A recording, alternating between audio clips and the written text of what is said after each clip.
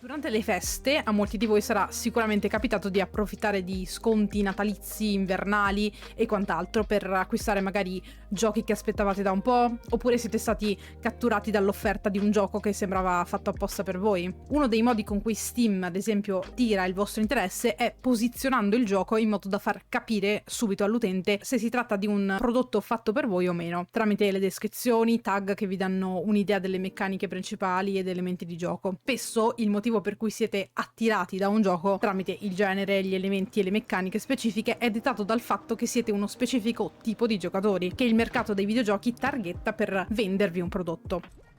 Oggi esploreremo l'analisi di mercato e il modo in cui i creatori e le aziende adattano le loro scelte alle diverse tipologie di giocatori. In particolare, come vedete qui, andremo a vedere concetti di analisi di mercato nella pre-produzione, ovvero la fase di ideazione e ricerca, ed il ruolo del game designer in esso, i tipi di player, di personalità, di giocatori, e come le scelte derivate appunto dalla fase di pre-produzione e analisi influenzano il design, nonché le meccaniche e potremmo dire la metodologia con cui la pre-produzione influenza il design attraverso i player types.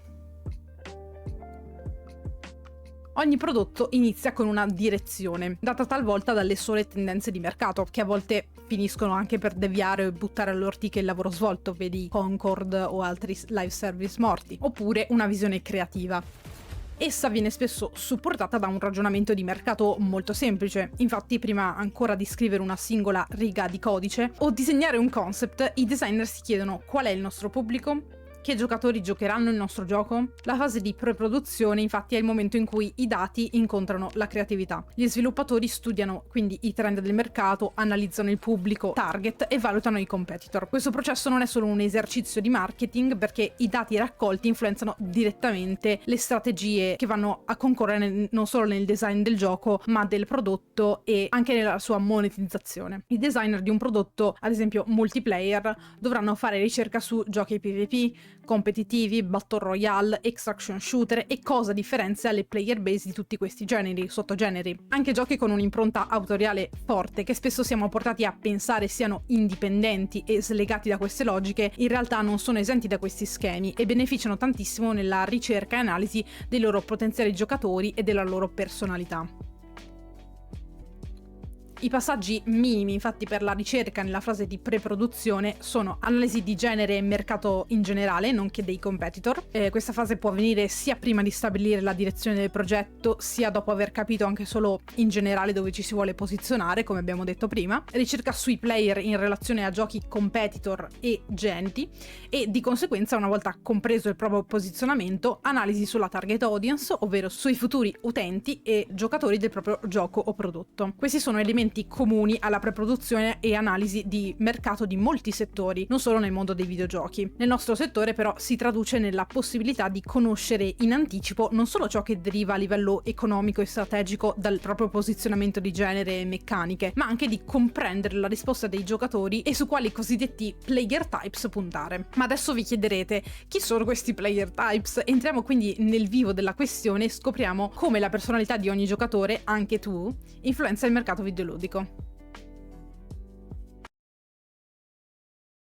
Questa fase è quella fase di cui vi parlavo ma in realtà anche quella di analisi dei competitor è propria di qualsiasi tipo di market analysis, di qualsiasi prodotto. Tu vai a analizzare i competitor e cosa fanno gli altri, a chi si rivolgono, a chi ti puoi rivolgere tu, quindi a livello di proprio target audience, e cosa devi fare per non tanto emulare, non si tratta di emulare, si tratta di un'analisi di quello che funziona e quello che non funziona e come tu, con la tua, a partire dalla tua visione, puoi andare a targetare una certa audience e quale audience devi targetare. E di conseguenza ci sono anche scelte derivate in realtà non solo sul prodotto, non propriamente sul prodotto, potevo scriverlo in modo diverso, ma sulla strategia che devi attuare per non solo designare ma aggiungere elementi, processi di marketing, processi di posizionamento, eccetera eccetera. Quindi è un qualcosa di molto, voi direte, molto poco legato al design. In parte sì, in parte in realtà no, perché comunque da designer è molto importante che tu vada a sapere per chi stai creando il videogioco. Questo è estremamente importante, che tu sia appunto un responsabile di marketing e di ricerca di preproduzione o che tu sia un designer. Non puoi essere un designer o comunque qualcuno che lavora sul gioco senza sapere per chi lo stai creando, fondamentalmente. Ogni giocatore si avvicina ai videogiochi per motivi diversi: competizione, esplorazione, socializzazione o il puro piacere di completare obiettivi. Questo è ciò che rende cruciale lo studio delle tipologie di giocatori, le differenze nella ricerca di estetiche di gioco. Il giocatore infatti può pensare di amare determinate meccaniche o generi, ma in realtà quello che lo porta verso quel genere di giochi è un sentimento, una predisposizione o multiple predisposizioni a determinate azioni ed estetiche di gioco. A questo punto, se non sapete cosa sono le estetiche di gioco, vi invito a recuperare il video sull'MDA, meccaniche, dinamiche ed estetiche, che abbiamo sul canale, prima di continuare. Richard Bartle, un pioniere nel campo dei game studies, nel 1996 ha identificato 4 principali tipi di giocatori differenziati dalle azioni che preferiscono compiere durante giochi e videogiochi. Gli achievers, che amano completare obiettivi e guadagnare trofei; explorers, che sono curiosi esploratori di livelli open world e vogliono scoprire ogni segreto, indagare l'ambiente e la narrativa;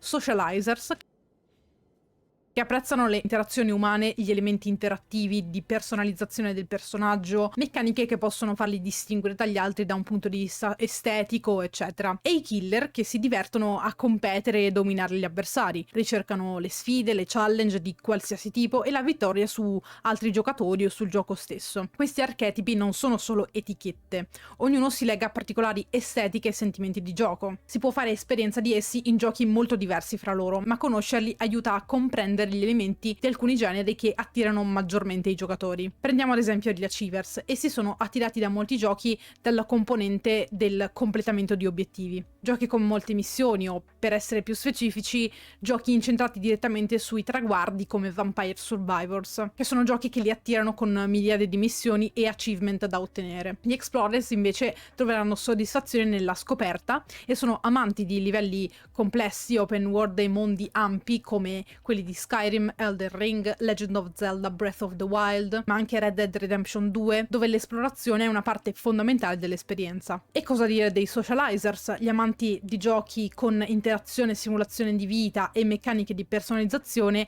amano giochi come Animal Crossing, The Sims, Palia, ma anche multiplayer e co-op, che a maggior ragione creano ambienti perfetti per l'interazione fra giocatori. I killer invece si sentiranno a casa in titoli difficili e competitivi come i Souls, e ancora più in titoli multiplayer e PvP come Call of Duty, League of Legends e gli hero shooter, dove competizione e vittoria sono la parte fondamentale dell'esperienza. Ma non è tutto. Studi più recenti hanno ampliato la categorizzazione dei player type, includendo giocatori motivati da curiosità intellettuale, relax o perfino esperienze narrative, anche se a mio avviso essi potrebbero essere categorizzati un po' come explorer. Giochi come Journey o Firewatch attirano un pubblico in cerca di emozioni e riflessioni, offrendo un'alternativa ai titoli più mainstream. Una volta capite le preferenze dei giocatori, il passo successivo per chi fa ricerca è comprendere come il gioco si posiziona, e quindi la propria target audience, ma anche ideare e modificare alcuni elementi, talvolta meccaniche o cose on the side, per includere e attirare alcuni specifici tipi di player. If we can understand what players value about our worlds, we can react and do less of one thing and more of another. And the point is to find our blind spots as designers. So it's tempting to want to put something for everyone in your game, right? So you can have an amazing story for immersion-driven players and tons of collectibles for achiever players and PvP for competitive players. So you could do that, right? Some teams do, but the ones that try often fail. And that's because it's really hard to have something for every type of person in your game where everyone will be equally satisfied. So focusing on what the player values will help you ship, because it'll narrow down that possibility set of what should be in your game. And this isn't easy to do, right? Like, as game designers, we're not mind readers, and a good portion of our time is spent iterating on features based on player feedback. But building the wrong set of features for your audience leads to feature creep, overscoping, and crunching on something that players don't truly value is extra frustrating. So this is the best player categorization I found. Some of you are probably familiar with this. It's called the Gamer Motivation Model by the company Quantic Foundry. So at a very high level, Quantic Foundry found that each of the columns are highly correlated, and they call these clusters. And each of these ideas are catered towards different player types. The first is about techniques that make your world feel bigger than it is, and that's centered around players who play for immersion and creativity. And the second idea is about techniques that make shared worlds feel friendly for social and action players. And the last one is about techniques that give players agency in the world catered towards mastery and achievement. L'analisi di mercato quindi influenza e talvolta modifica elementi come l'estetica visiva, le meccaniche, gli achievement e gli elementi aggiuntivi come skin, DLC, eccetera, e di conseguenza anche il tipo di monetizzazione che il gioco andrà ad avere, che dipende non solo dalle scelte di design, ma anche dalla pianificazione in relazione a tipi di giocatori e piani per DLC e contenuti aggiuntivi. Ma facciamo degli esempi. Prendiamo le skin personalizzabili, per esempio.